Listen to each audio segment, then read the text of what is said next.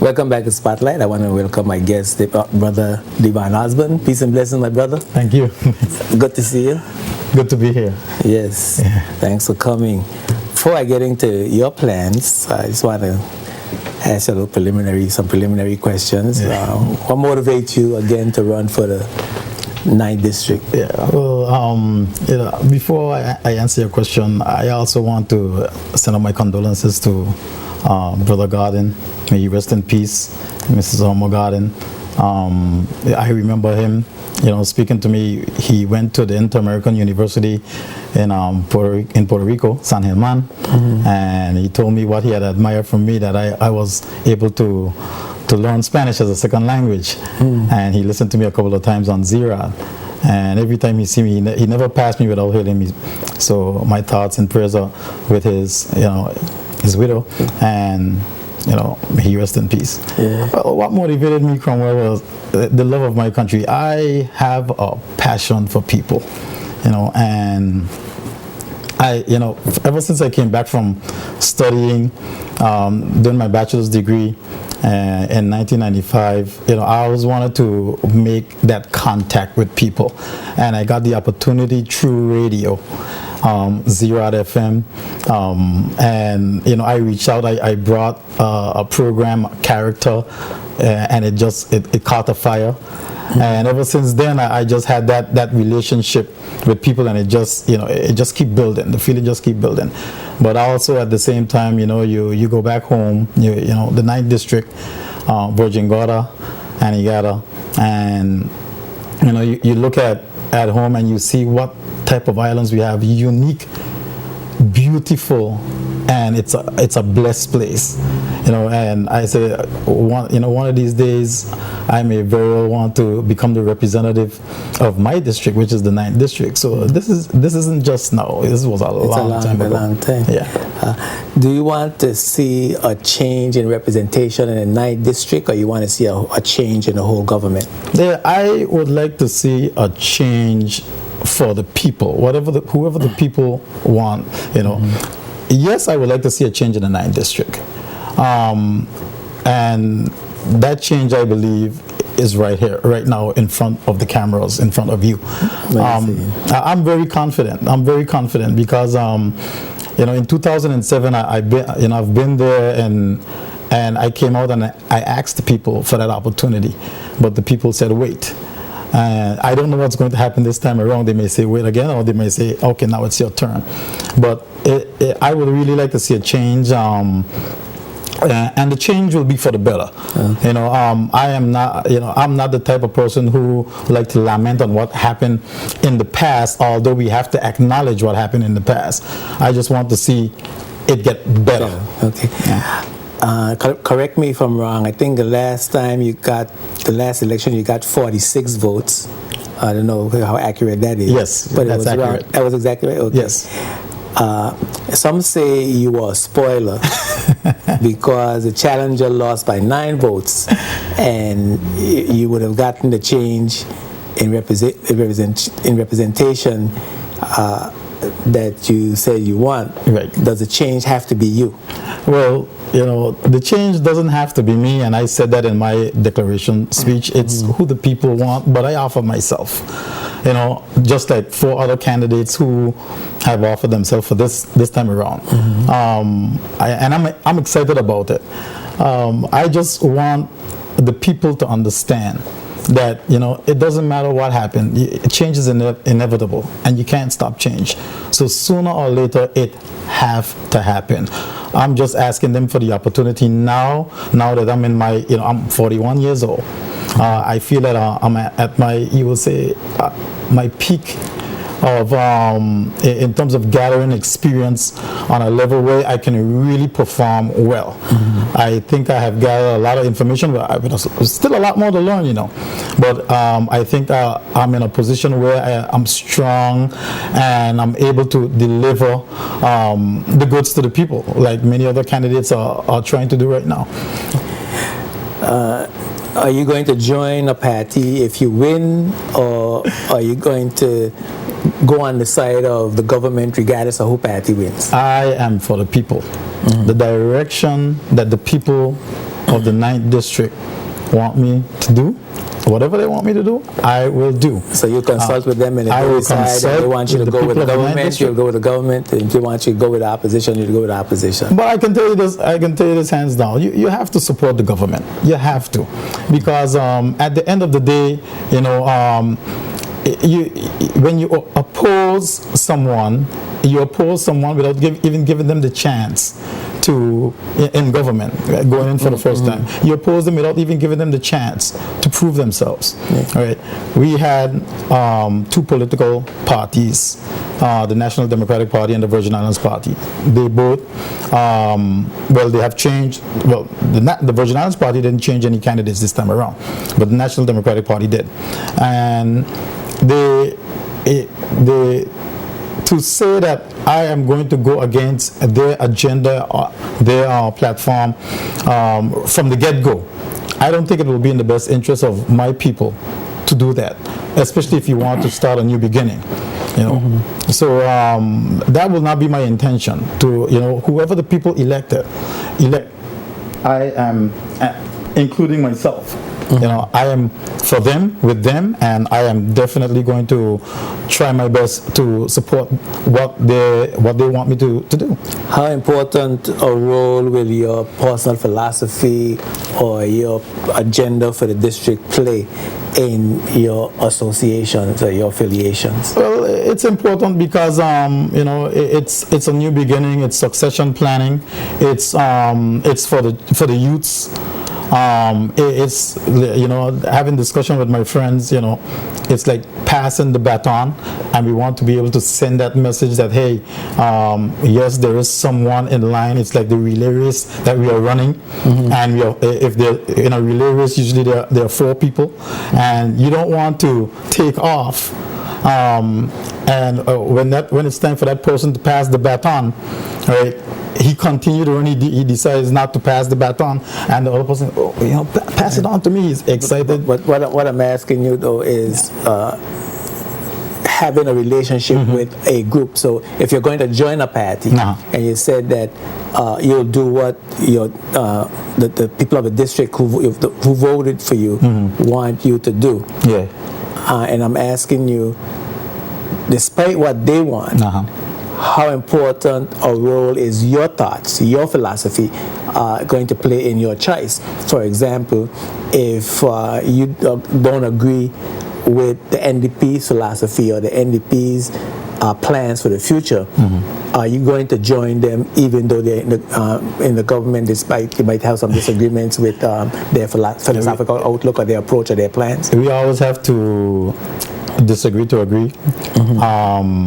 And I don't see where, whether a bill comes to the House or if they have something that is on their agenda. Once it is for the people, once it's for the betterment of the people, Bill, I'm not going to go against what the people want. When it comes to party, it's for me people first. Okay. And once it's people first. So even if you join a group and you saw that group was doing something that wasn't in the interest of the people, you would speak out. I will speak against out. it. I will speak out. You would come to the public and let the public know. Yes, and that is one of my, one of my list of items on my agenda. I will have public meetings. Give progress reports to the people of the 9th District, whether it have to be on a monthly basis or a weekly basis. If I have to go, we have 3 communities in the 9th District. We have the Valley, North Sound, and Anegada. And if I have to take each week and go over and give them progress report as we continue with the agenda of the government, that I will do. Okay. What do you see as the needs of the 9th District? What challenges the 9th District have that is so pressing that you just can't wait to be elected and solve these problems? I started off with the youth rally, and I took a good look at the infrastructure of the school. Right now we have a pool that is being built on the school compound. And, I've recently been there, and, it's not a good site to see. It's right now it could be a hazard to the kids because they have easy access to go down to the construction site. And I have not seen any security there. Any one of those kids can go over there and fall into that hole and get damaged. A pending lawsuit. I believe that government have to get serious with a program like that. Once you approve it, you have to stand by the program. And my goal will be to finish that. And not only finish that, but to turn it over to the Department of Youth Affairs and Sports, where they can put the program in place along with the group, the trust fund group that helped build the project and get it going, because the kids are going to benefit from it a whole lot. I mean, we're talking about swimming competition, Olympics, possibilities of our kids going to the Olympics and so forth. Right. Another issue that is on the table is the clinic. And I'm proud of the nurses and the doctors that we have over in the 9th district doing what they can do with the limited resources that they have. One of my goals is to, and also the senior citizen home. We have the building, we acquired a building that is to the back of the Nurse Iris O'Neill Clinic. And as representative, I will do my best to get that building fixed where it can accommodate the senior citizens on one floor, because it's a 3-story building, and the other floors could be used to house the ill if they have to be monitored overnight. And house the ill, like the seniors who are sick? No, not only the seniors who are sick, but those who can walk in who are ill, and the doctors say, well, okay, they have to stay overnight so that we can monitor them, even if before they have to transfer them to the main hospital, People's Hospital. Okay, I'm a little, you've lost me. You're talking about the seniors' home. The seniors' home. Okay, the seniors' home. Is going to be housing seniors? It will. Well, it's a complex. It's a big building. All right, and I call it a polyclinic. And my goal is not to make it the if you want to say well, you can say the main home for the seniors will be on one level, but at the same time you can have hospital beds on the first floor. Okay, so it'll double as a senior citizen home and inpatient care facility. Right. That's temporary. Temporary. Okay. Right. Because the clinic is not equipped to do that. No. Okay. I got you. And okay, go ahead, continue. Yeah. Also, go back to the schools, the enhancement of the schools, the rebuilding of certain areas of the schools, which is rotten. We have to do a needs assessment of the schools. I'm also interested in that connection with the residents of Anegada, where they have the access to travel on a daily basis, leaving Anegada on a daily basis, where they can connect with the ferries from Virgin Gorda to Tortola and even on to St. Thomas. With that connection, then the Anegadians, the people of Anegada can do business on Virgin Gorda, also do business on Tortola. Right? We also have the administration complex, the government administration complex. I believe that building can be enhanced. We have a lot of employees traveling from Virgin Gorda, government employees, to Tortola to work. And if the building can be enhanced a little bit more, we can be able to accommodate more departments ministers will be able to go over and have more meetings with the people of the 9th district, and the people of Tortola can even go to Virgin Gorda and do business over there. All right, so it will help those employees who are traveling on a daily basis, if they can be relocated on Virgin Gorda. All right, we can help them to save some money from traveling, but at the same time we can offer a wider service to the people in the 9th district, also for Anegada, and also to the people on Tortola. Okay. We got to take a break. Sure. And we're going to come back, we're going to talk some more about your plans, and I'm going to ask you some questions about how you're going to get these plans implemented. We'll be right back. Keep it locked right here to Spotlight. Spotlight is brought to you by CCT Global Communication, DataPro, Orion Law, Clarence Thomas Limited, Virgin Island Motors, and Bolo's Wholesale Cash and Carry. Welcome back to Spotlight. I'm Measuring Income here with Brother Devon Osborne. He's a candidate, an independent candidate for the 9th district in this upcoming general elections, and we're talking about his plans and his methods for the development and the forward movement of the 9th district. We left off talking about some of your plans. You talk about the youth, the clinic in Virgin Gorda, the senior home doubling as an inpatient facility, school repairs, transportation to Anegada and Tortola, the government admin complex offering more services. I want to go back to the youth. You talk about a pool. The pool is there to be finished. It's just been sitting there unfinished. For quite some time. So we're going to finish the pool. And what else are you planning to do for the youths in Virgin Gorda besides fixing the pool? Well, besides fixing the pool, I would like to see an extension of the Department of Youth Affairs and Sports on Virgin Gorda.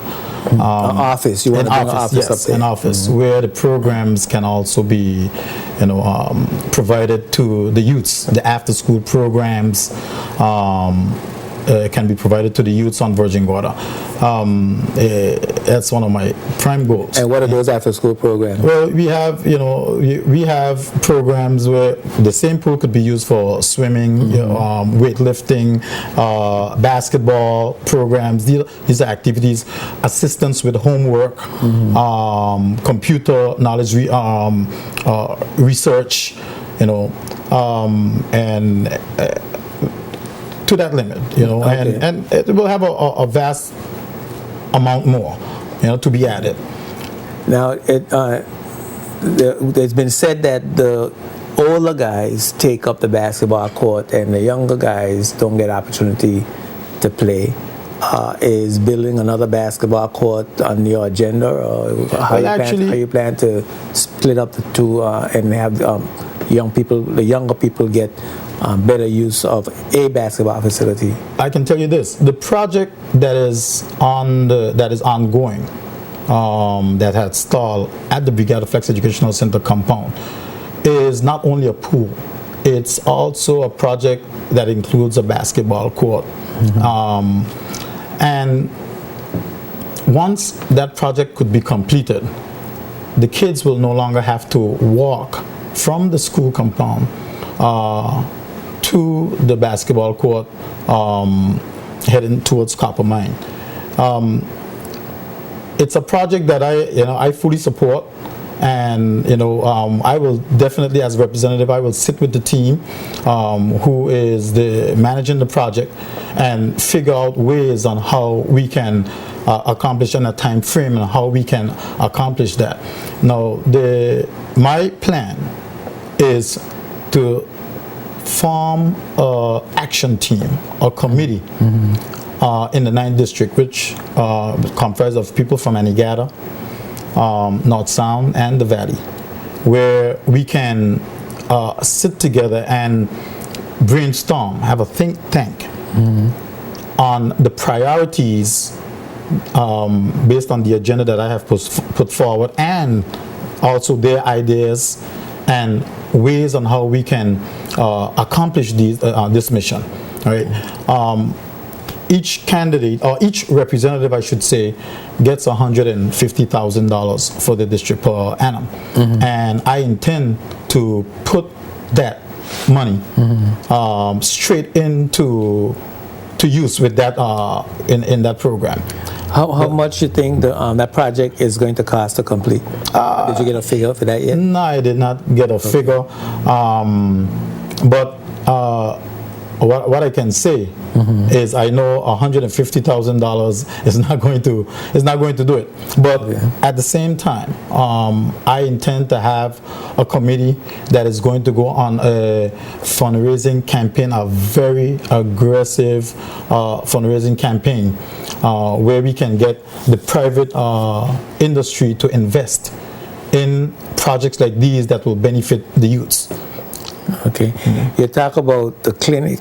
What's your plans for the clinic in Virgin Gorda? What needs to happen in the Virgin Gorda clinic? Well, what needs to happen in the Virgin Gorda clinic, to me, basically is we need to find out, first of all, where it's at. There were plans that were presented for a new mini hospital in Virgin Gorda. I was to the meeting, and ever since then, I haven't heard anything after that. I don't know what is the status. There's also a question of finance, and we have to be real. We have a hospital here in Tortola, that needs to be completed, and to get up out of the blue and say, hey, we are now going to put a mini hospital on Virgin Gorda, and try to fool the people that it can be done.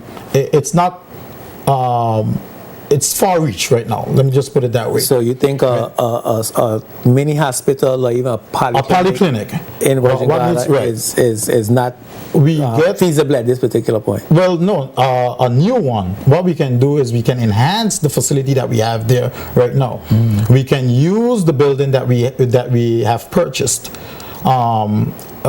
make the necessary repairs so that it can accommodate the senior citizens, like I said, on one floor. Because right now where the senior citizens are located is right next to the Public Works Department.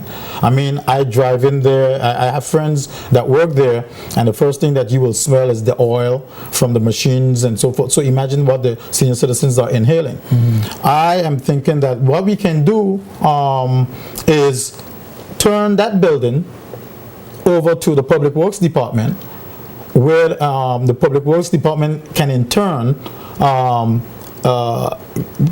put the value of that building into the building that needs repairs behind of the clinic. So Public Works will pay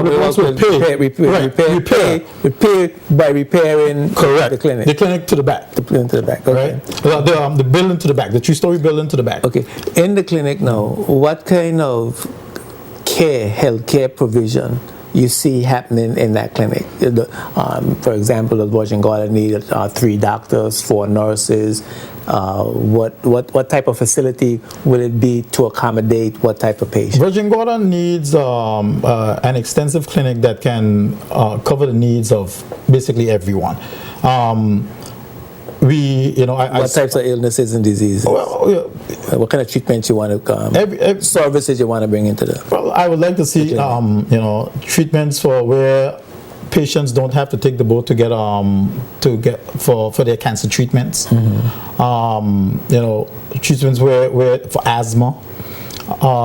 They also minor operations. If something happened with a broken arm to that extent.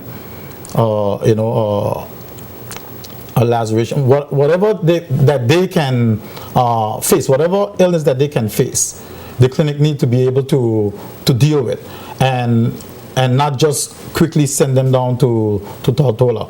Now, I can tell you this: the importance of having a circulation of doctors and nurses is very important, and I feel that we don't have enough. If we can get doctors and nurses to rotate their hours, where we can then have a doctor or a nurse sleeping in at the clinic, even if there's no, there are no patients, right? But for the clinic to be closed after a certain hour, and everyone goes home, and someone rushed to the clinic. Up to yesterday, a young lady told me that she had an incident where she thought her son was going to die, right? And she took him to the clinic, and he was suffering from asthma, for example.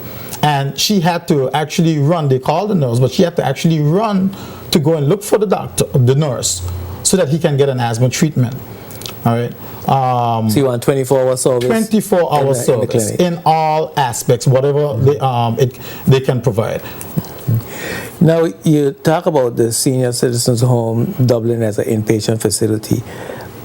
You don't see a danger to the seniors with that kind of setup, where sick people in underground floor transmitting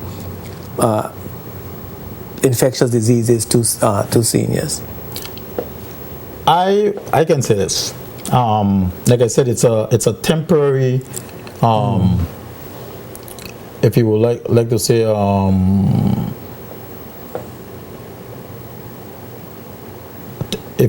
a temporary place where patients can come in and be monitored. I will certainly believe that if the patient is that ill, they will be transferred quickly to People's Hospital. All right. The senior citizens also needs attention, and being in that close proximity for the nurses and the limited nurses and doctors that we have, it will be accessible for them, easily accessible for them to go and monitor also the senior citizens. Now, the senior citizens are not in the home 24/7. They go out and to the community center, and they get involved with activities and so forth.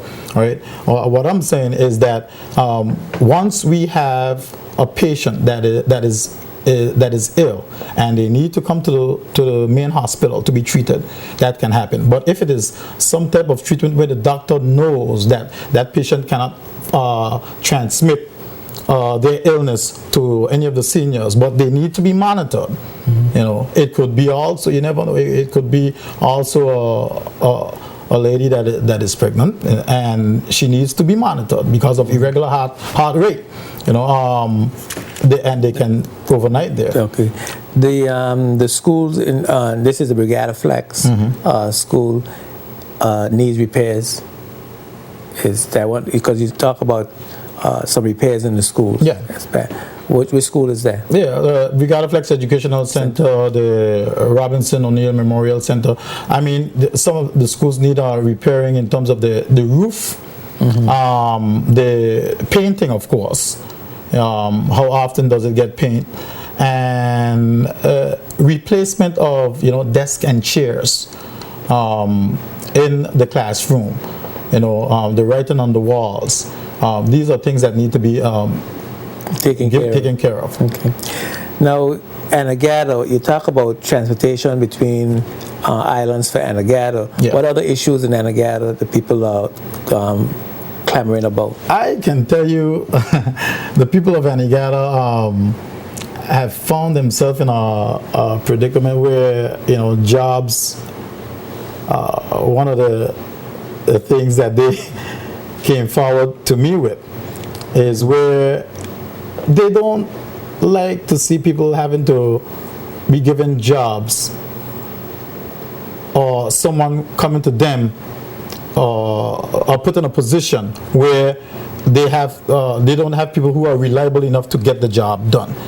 For example, they don't want to see someone coming from another district over to their district and saying that they're going to do the job, as if the Anegadians are not competent and capable of doing the job themselves, right? Being project managers or whatever, they're not comfortable so with the contracts come into Anegada people want to be able to manage those contracts and do that work. Anegada and Virgin Gorda, they are not happy. They want to be able to manage their own projects, or be given the opportunity to manage their projects and also execute them. Okay, we're going to take a break and we're going to continue that discussion about Anegada when we come back right after these words from our sponsors.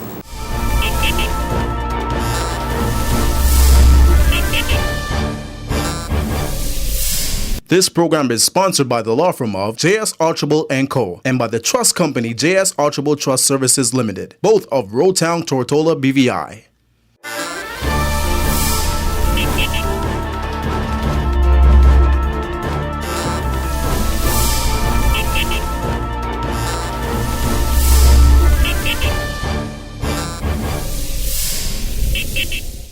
Welcome back to Spotlight. If you've just joined us, I'm Edgewenka. I'm here with Devon Osborne, the independent candidate for the 9th electoral district in the upcoming elections, and we're talking about his plans for the district. The phone number's going to pop up on the screen any minute, so you can call us, or you could text us and ask questions, make comments. We'll be happy to hear from you. Anegada, they just got land titles in Anegada. Yeah. What's your plans for the development of Anegada? Or what would you like to see happen on Anegada? Well, before I tell you that, that was one of the things that Anegadians are not happy with, also having to wait on the brink of election to get these land titles. Now, nevertheless, they were granted, and the intention now is to assist the Anegadians to be able to build what they want to build on these lands. Forgive me for interrupting you. Yeah. So the land distribution in Anegada is completed. Everybody who's supposed to get land got I don't know, and I will hope that I don't think so. Okay, so that's something that you also yeah, that is something that we'll look into, right? Yeah. Okay, but to help them to build, help them to build. We want. You want Anegadians to be in a position, and Virgin Gordians also, because land titles are also to be submitted on Virgin Gorda, and they have not been submitted to my knowledge. All right. The idea is to, once they acquire these land titles, is to find out what is the next step.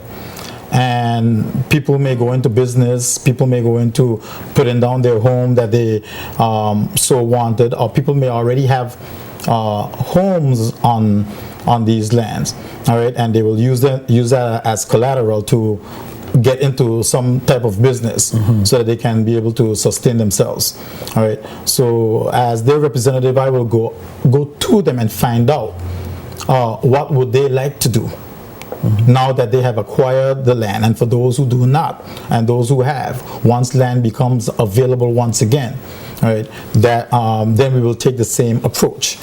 You think that you don't think that Anegada requires a development master plan, where you could say, I want to see Anegada to be this type of community over a 10 or 20 year period, and let's have this plan where we're going to have this type of building here, that type of building here, this type of business, this type of facility infrastructure for a master plan development which each landowner would fit into. Do you see that need? Well, the need that I see is where government can provide services to the people of Anegada. The Anegadian people are the ones who's going to determine their destiny on what they would like to see happen on Anegada. Of course, I can have my ideas and I can dish it out to the people of Anegada. It may not, they may like some of the ideas, they may not. But as their representative, I have to follow their lead. They have to be the one to instruct me on what they would like to accomplish, what they would like to get done on Anegada. My goal is to make sure that I provide that the necessary services can be provided to Anegadans now that it is in this development stage where land is now being available to them, where the services are there. They don't have to travel all the way to Tortola to get things done. Once we can enhance the administration complex on Virgin Gorda, it's an easy hop over, and we can have an early boat in the morning, late in the evening, return to Anegada, where they can get their business done in terms of government, public business. So you don't think that they should have similar services on Anegada to Virgin Gorda? Of course. The population is not big enough? Of course. It's not that it's not big enough. It's just that how useful would it be for one or two people? Well, yes, and it may boil down to the population, yes, right?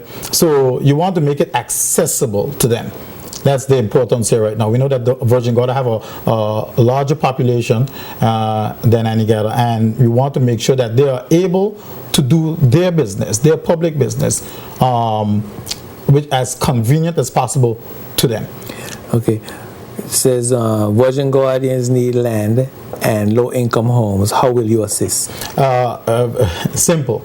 All right. Make the lands. We'll make provisions for these lands. First of all, people will say that they need land, and people will say that they need homes. We have to make sure that the people who get the land have the means to construct on the land.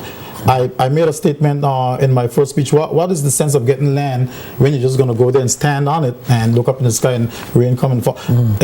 If you have the means to develop, and you can come in with you not only write a letter saying that you want land, you submit a proposal also stating what you intend to do with the land. All right. Whether it's to build your home, you have you speak so with dialogue with your representative is very important. You shouldn't get land. You shouldn't get land then just to have it. For the future. Yes, you can get land to have it for the future, but you must have some type of a plan of what you're going to do with what you intend to do with the land. So there would be a criteria. You would get land for persons based on some criteria, whether it's a proposal that they're putting forward or some intention to build in a certain time frame. Yes. I believe that is important because you want to have you want to give people opportunities, right? And it may be quite a large group to please. All right, not everyone will be able to acquire land, and then again we still have to go with who applied first, because I've heard of an individual who applied in 1990 something, but I myself had applied in the 80s. All right, so we have to take all of that into consideration also.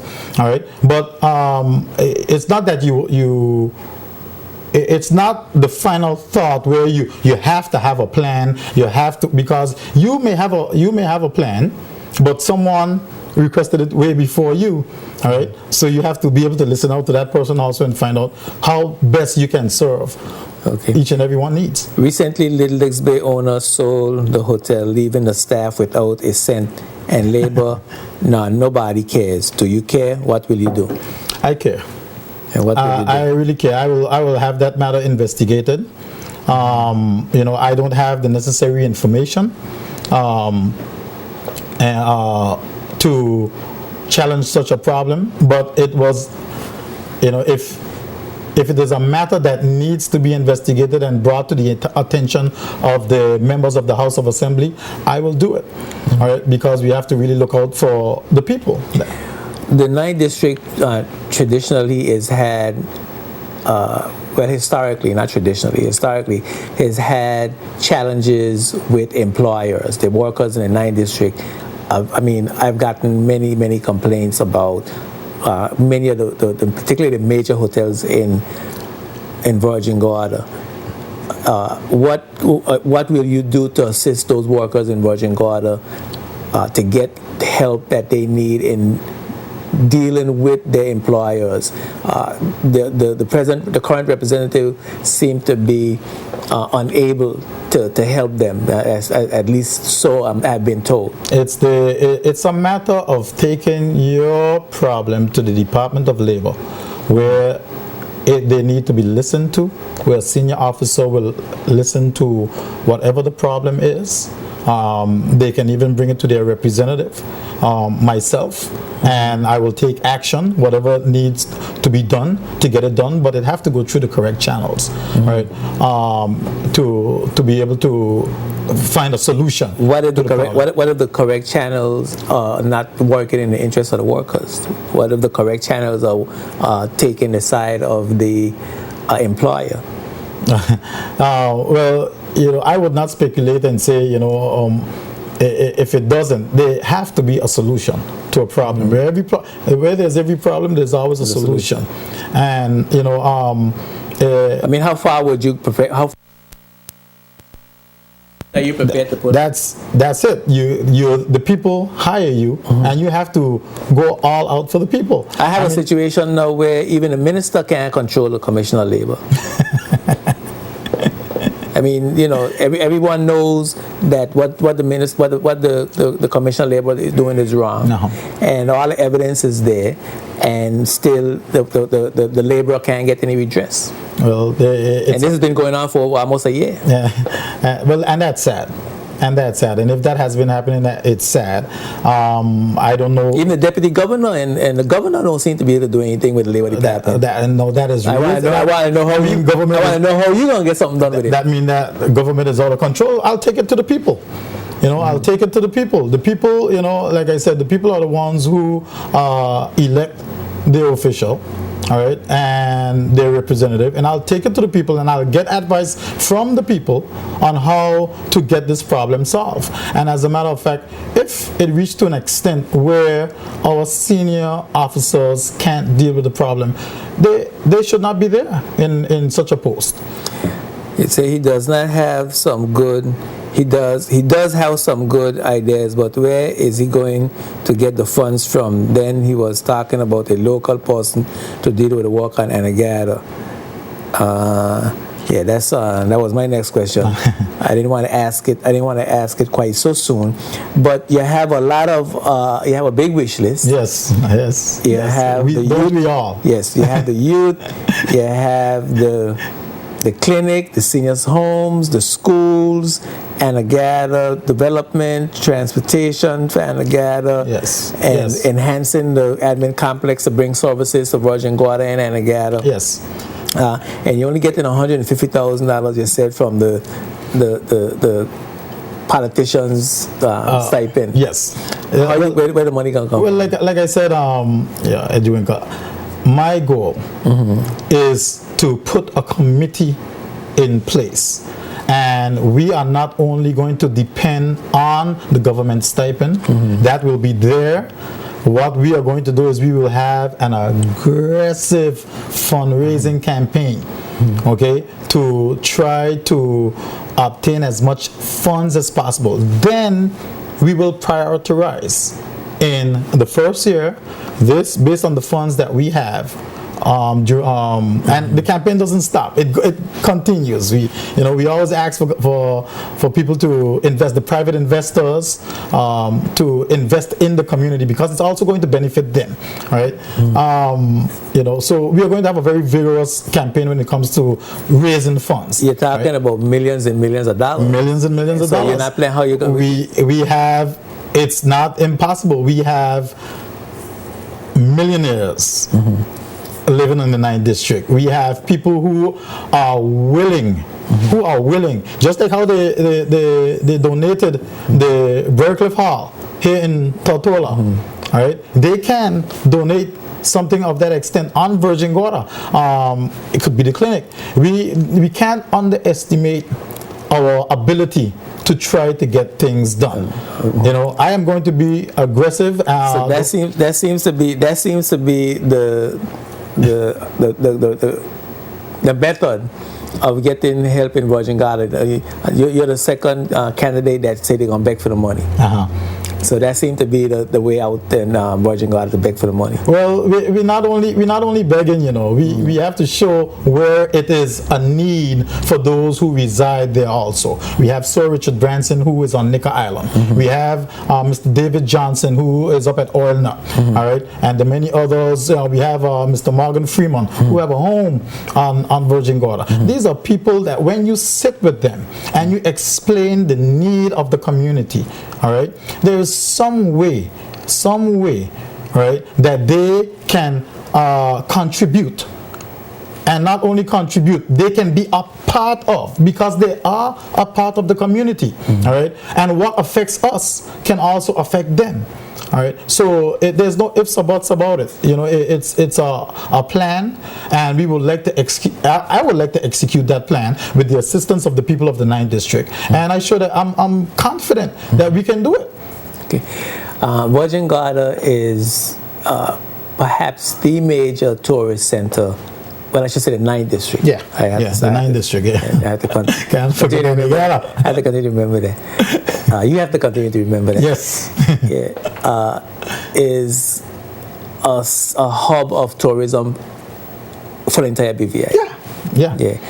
And right now, tourism has dropped off. Tourists has dropped off from 948,000 tourists in 2007 to, I think the last figure I heard the Premier talk about in the House of Assembly was around 525,000 tourists, which is a considerable decrease. Yes. Do you have a plan to bring more visitors to Virgin Gorda to enhance the tourist coming into Virgin to the 9th District? Yes. You know, we have been faced with a critical challenge. You know, not only the 9th District, but the entire BVI with this situation. And I believe that, you know, with the proper management team, we can accomplish the goal of getting those tourists to come back. Management team where?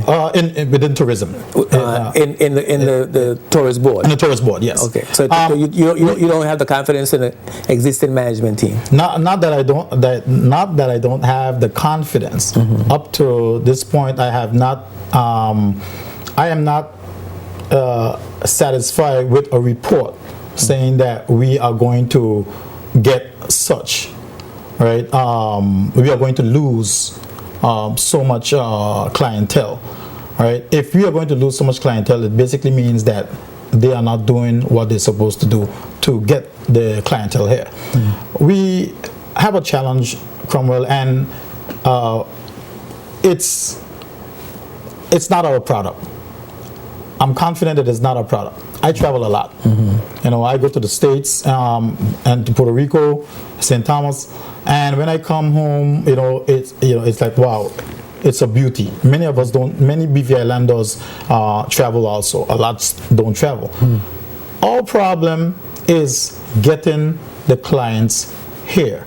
Have you ever taken book a ticket from St. Thomas to the mainland and check the difference from when you book the ticket from BVI to the mainland or mainland to the BVI? It's a significant difference. Approximately $200 plus or more. It all depends on where you're going to. So right? the cost to get here is too much? That's the problem. We have to find ways of getting the clients here for a reasonable price, and at the same time we have to be able to fit it in with our package, include the resorts, the villas, and so forth. All right. Once we get them here, all right, they will spend the money at a reasonable price. How are you going to get to a reasonable cost point? A reasonable cost point. Another challenge. Because we don't control the airlines, right? And the hotels need to make a profit, right? And that is one of the things that we need to consider. I used to work for AirBVI. Right, I used to work for AirBVI as a baggage boy in the 80s. I remember clearly that we used to pay $12 to come to Tortola from Virgin Gorda, and the planes were back and forth, all day, every day. Things have changed because of the same inflation of prices. AirBVI has even gone out of business.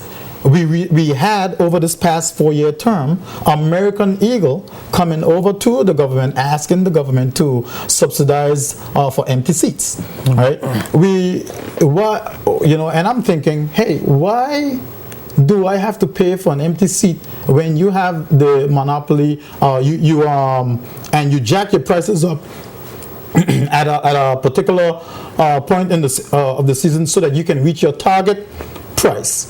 And and we have to pay for your empty seats. I said, well, why don't we just buy our airline? As a matter of fact, American Eagle is even up for sale. Well, you say buy our own airline. Yes. Okay. We got to continue. We got to continue that when we can come right back after these words from our sponsor. We got to take a break. But keep your thought, because it's interesting. We'll be right back. Spotlight is brought to you by the National Bank of the Virgin Islands, the Radio Doctor, Tortola Concrete Limited, and Varieties and Electronics. Welcome back to Spotlight. Devon Osborne is here. He's the independent candidate for the 9th District, and we talk about his plans and his goals. Airlift. You have to talk about airlift as a category. You're talking specifically about airline service, price reduction, and even to talk about BVI having an airline. Yes, we know at tough economical times right now, and our investments, in any project is very crucial, right? And I don't want to bring it out as buy an airline. It's like investing in an airline where you can reap the benefits. We have other British territories who are also facing the same challenge. Each territory have a unique product. All right. So, the idea that came across was simply to team up with other British independent territories where we can have an investment in that, in an airline that can keep our prices down, all right, and get our clients here, and also use as a form of transportation for us. I mean, we can probably niche into new market. We have the Cayman Islands, we have Anguilla, we have Montserrat, we have the British Virgin Islands.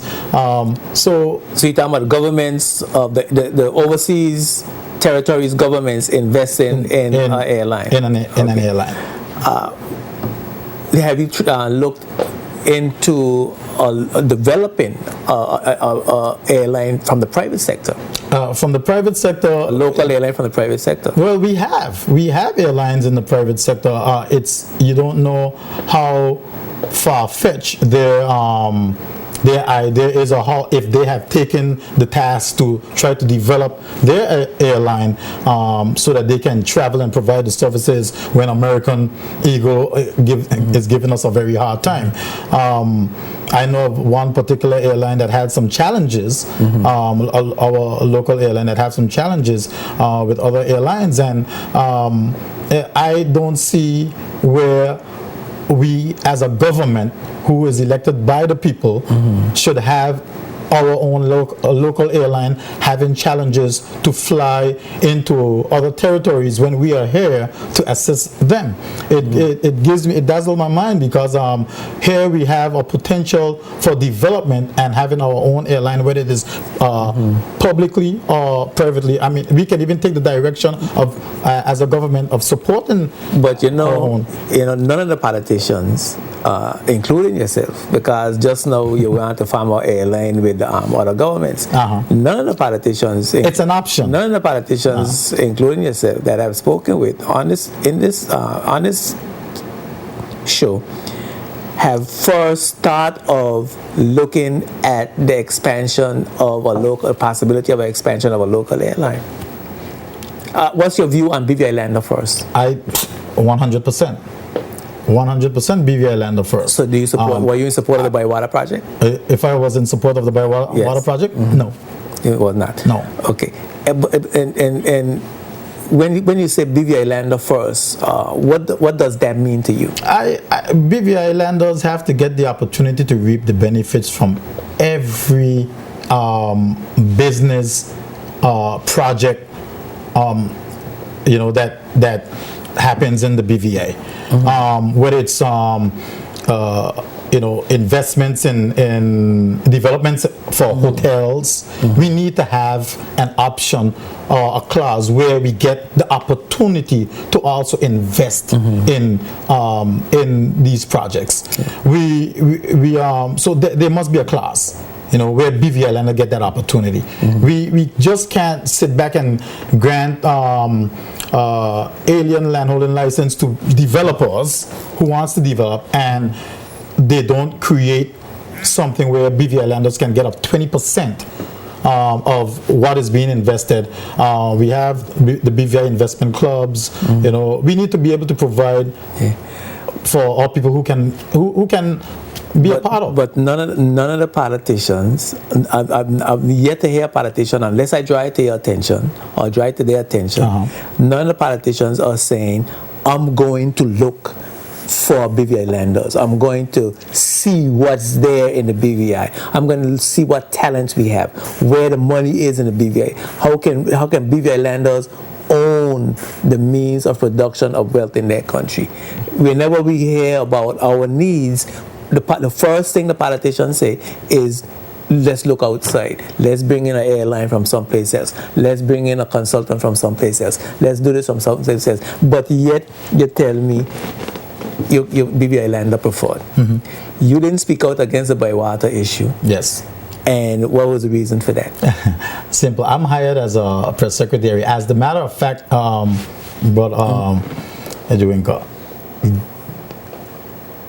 my role as press secretary was to support the agenda of the government and whatever directive the premier gives me, I had to follow. Okay. All right. There were a number of times that I brought the attention of being uncomfortable in the situation, especially when they had the march.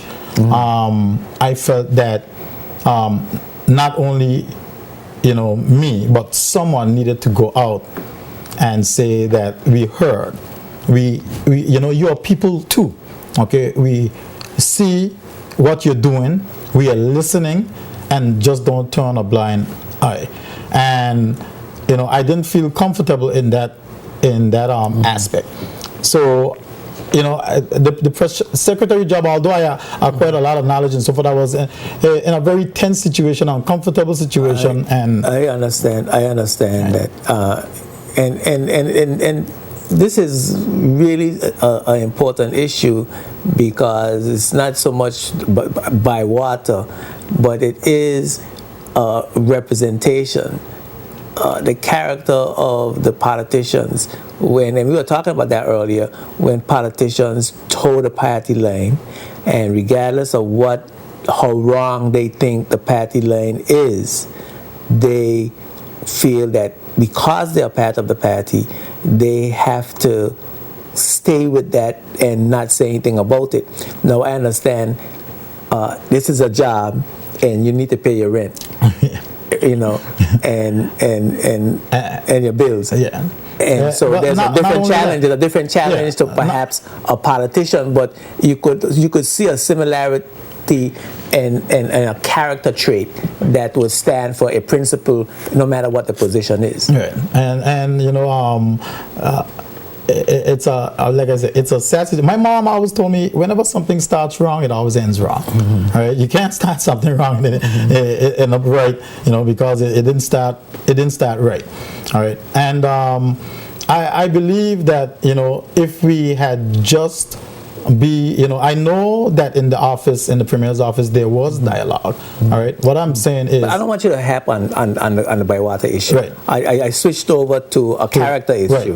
Right. Yeah. So I think the public would like to know, from a character standpoint, how would you behave in the House of Assembly in situations where you are part of a group, but the principles of the group are all wrong, or the interests of the territory or your district is not being served by the philosophy or the agenda of the group? It's people and first. Are you going to, and are you, and you haven't stood out in the past, and how can we believe you're going to stand out in the future? Well, that's the issue around that whole thing there. Yes, I'm the type of person that if I am given the opportunity to speak, I will speak. I fear nothing.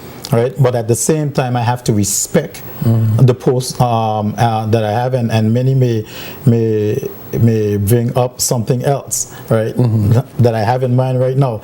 But at the same time, like I said, I had to respect the agenda that the government was carrying out. I did, as a matter of fact, as press secretary, I did not even got the opportunity to have one press conference. Yeah. So it's very uncomfortable when you hold a post as press secretary and you're not able to even make a general public and that's a predicament most of us servants are in. Yes. Mr. Osborne, what would you say to someone like me who is tired of politicians with the same old promises, lies, and failure? What would you say to somebody like her who's tired of politicians with the same old promises, lies, and failure? Don't give up. This is home. Don't give up. We are not all the same. That's why I am asking the people of the 9th District to give me a chance, respect what has happened in the past, but we have to deal with the now to prepare us for the future. Just don't give up and just don't label us as everyone else. Okay. Thank you for calling Spotlight. Go right ahead, please. You're on Spotlight. Speak, please. Yes, good night. Good night. Good night. Good night. Good night, my brother, my Henry. Good night, brother. I'm glad to see you on the TV. Thanks. But I would like to ask you a question. Is you agree what's going on with the boy water situation? And if so, could you answer me? Answer the question, please. If you like what's going on, how the minister deal with it, and as a black guy, a local guy, if you agree with everything that happened to the thousands of people who have shared in it, then I hang up and listen. All right. Thank you for calling. You understand the question? Yeah, he asked if I agree with what happened. What happened? Yeah, I don't agree. I really don't agree from the bottom of my heart. Right? I really believe that yes, it's obvious. The people were disenfranchised. I believe that they needed that opportunity to keep them afloat, and I believe that discussions could have been ongoing to get a solution. But like I said, when something starts wrong, because remember, it wasn't even tendered. When it starts wrong, it always ends wrong, and people end up rebelling and on the whole entire situation. I didn't like it, and I kept my mouth shut. Of course, with all due respect to my leader, representative, and his government, and but now I'm not in that position anymore, and I can speak. I can say how I feel. And the problem, I don't.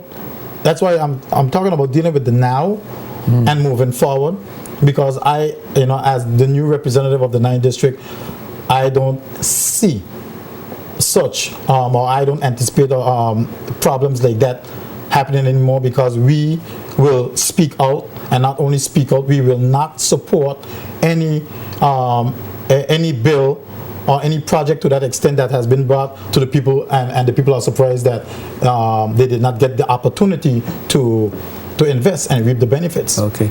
Good luck. What would you say that has been your contribution to the 9th District over the last 4 years? Well, I have the 9th District, like I said, is very special to me. I have a team, up to the time basketball team. I'm a sports fanatic. Everybody knows that. I've been teaching for a very long time, and I have made some contributions to up to the time team. I have 2 trophies at home where I sponsored them for 2 years.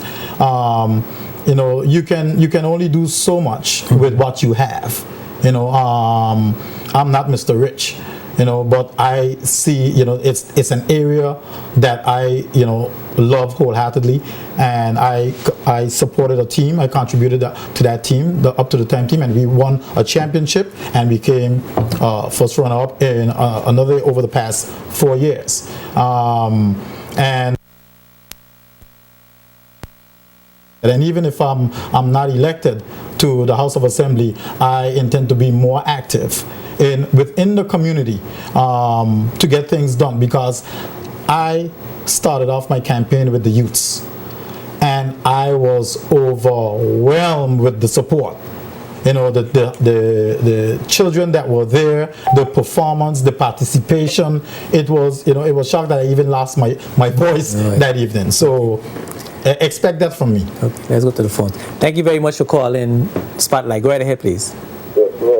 Yes, speak louder. I would like to ask Mr. Henry, as a person who lives in Washington for all of these years, is you see any difference?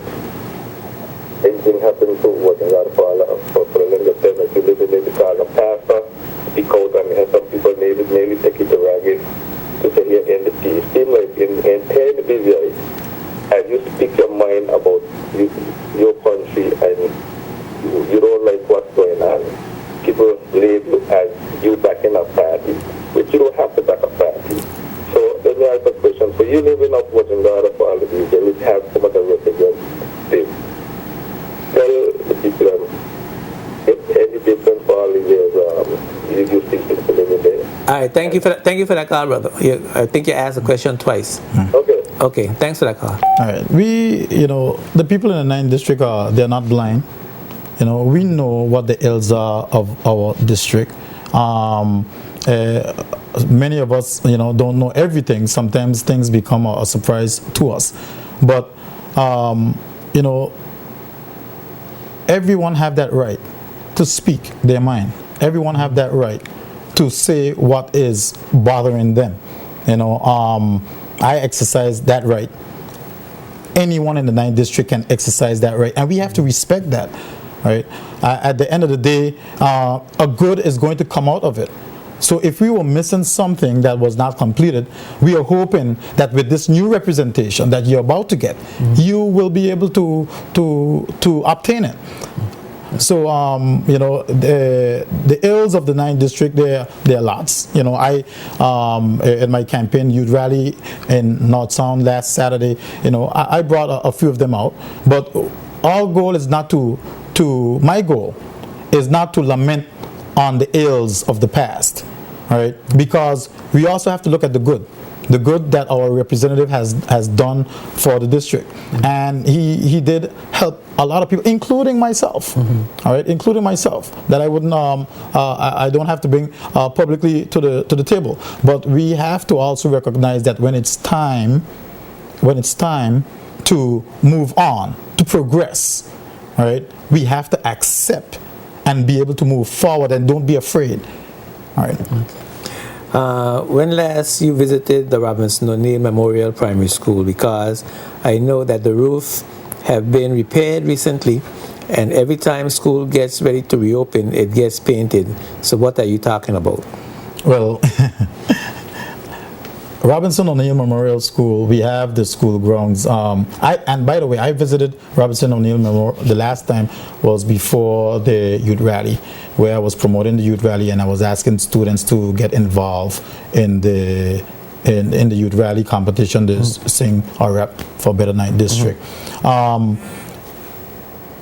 The roof, the person is talking about the roof and the painting and so forth. You said the roof was repaired and it gets painted every time school. So what am I talking about? Are you talking about repairing? I'm talking about schools in the 9th district. I'm not talking about only the Robinson O'Neill Memorial School. Right now, the Robinson O'Neill. I spoke with the former principal, and we have to work on the grounds. There are pipes that I can see, and I saw still on the ground, where kids run around the school and they can get tripped over these pipes, right? These pipes could be, they could have them placed underneath the ground. You see, I am not here to be in a battle with my people, right? I'm here to bring solutions to the table, and I don't want to get into the back and forth of fighting, and I wouldn't get into that.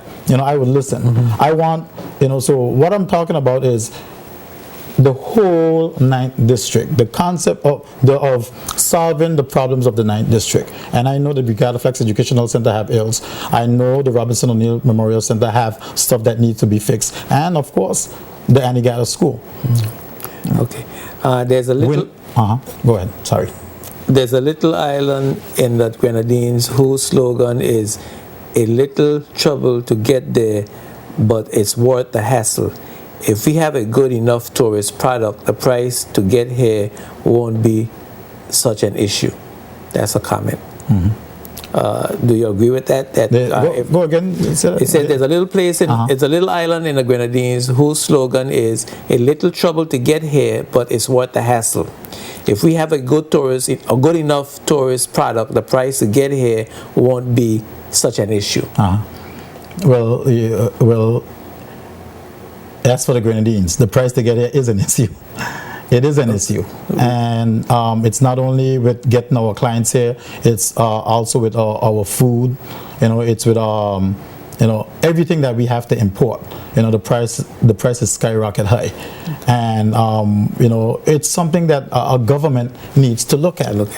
Good night. I'm not hearing any candidate speaking about assisting the local airline to be upfront to provide the service between Puerto Rico and the BVI. Well, I did mention that, and I do intend to support any local airline that comes forward with a plan on moving forward in getting services from the BVI to Puerto Rico. No doubt about that.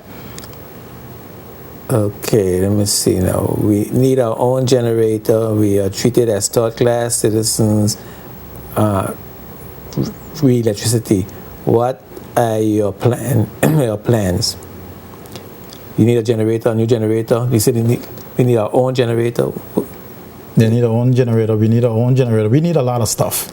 So Virgin Gorda has an electricity shortage? We don't have an electricity shortage, I will say. It's just that we are connected to Tortola. Okay. Virgin Gorda doesn't have its own generator? No.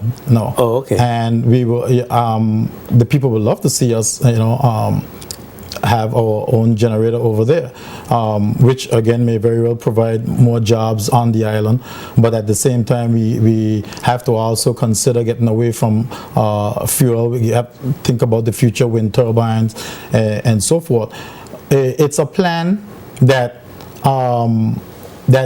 you don't want to say far-fetched, but you want to have it on the table to look at, and we have to prioritize and make sure that we deal with the issues that are at hand right now that are hampering us. Our finances need to be, straightened up. We need to get into good standings once again, so that we don't have to send we never had to send our budget in the past to London, and after looking at the news today, online news, I'm seeing that. So this brings some concerns as to how we have been managing our funds as electorates, as representatives. So it's something that we have to really, really iron out. And the next government that goes in will have to look at the numbers and make sure that the numbers balance. I mean, the candidates out there saying that we did not send government employees, civil servants home and so forth, but you don't know what's going to happen within the next 4 years. It's so because one of the things that Britain wants is to cut civil servants. They want I mean, they tried to put pressure on the Cayman Island to cut their civil service, so they are looking at ways to cut. I'm sorry we don't have time to really pursue the issue of having to send our budget to London. I just want to ask you though, if you could briefly, because we're following attorney in a clock, tell me how you feel about that. As a BVI lender, I really don't feel good about it, because we didn't have to come this far, with the rich,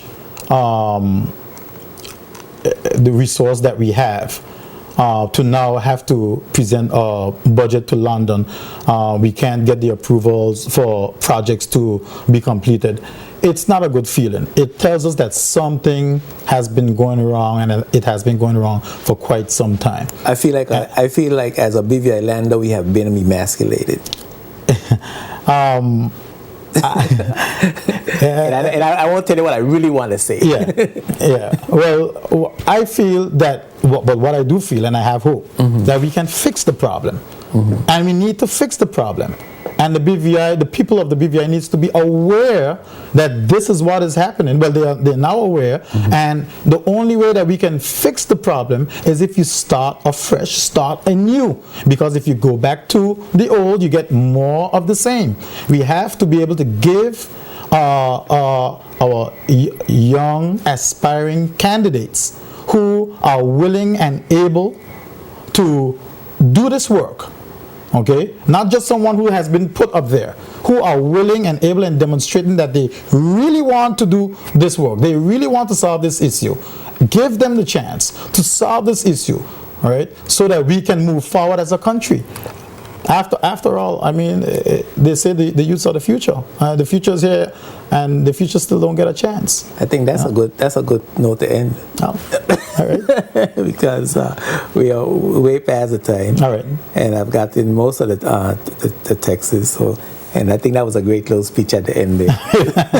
So, I want to thank you very much for coming on Spotlight and sharing your plans with us. Thought we had a good discussion. Yeah, thanks for having me. It's always a pleasure. Thanks for having me for sure. And my next presentation will be on the 19th. I'll be over at Anegada at the Emil Dunlop Community Center at 11 a.m. That's a Wednesday. So I'm inviting the people of Anegada to come and have some dialogue with me, meet your candidate for the 9th District and soon to be your representative, and take it from me, all right? You have someone who really wants to serve you well. Yes, Mr. Osborne. Thank you very much. Thanks.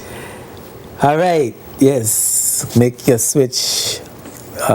Make sure you switch on to Spotlight, because it's going to be shining on very important people about some very important issues as we march towards the November 7th election. Don't be left out in the dark. Wednesday, that's tomorrow. Independent at-large candidate Bertram Washasha Letsam is going to be here talking about his plans. Next Monday, the Honorable Keith Flax promises to be here. Tuesday, we are trying to get some at-large representatives from all sides to engage in a discussion. And Wednesday, we'll have people of the Party of the People's candidate for the 7th District, Mr. Alan Wheatley. So we got a lot of politics in store for you, and I think after next week we're going to shift gears and try to get into more debates and more discussions about the issues surrounding our territory. And of course, you heard Brother Osborne just mention a very, very serious issue that has just come to our attention. The fact that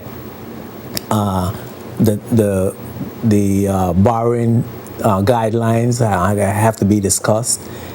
I know from the Turks and Caicos and from the Caymans that the UK wants to start cutting back in the territories, particularly on civil servants. So we have, they want us to submit our budget, I think, a couple of months before we are able to pass it in the House. It's like, you're living in living in your house, working as a man, making your own money, and then having to ask your mother if you could buy a bear. It's like I said, it's emasculating, and I don't know how. Well, I know how we got to this point, and it's not a good thing, and we shouldn't have been here. So that's an issue that we're going to have to discuss over the next several days and weeks ahead. It's a very, very important issue that we found ourselves facing suddenly, as a matter of fact. So tune in to Spotlight on JTV Channel 55 Tuesdays at 8 p.m. and Sundays at 4:30. Check for special edition of Spotlight Monday, Tuesday, and Wednesday. Thanks for your words of encouragement. Thanks for your criticisms. Continue to email me at jtvspotlight@yahoo.com. I'm Ed Juenka, reminding you that when the spotlight is on, you see the facts. Peace and blessings.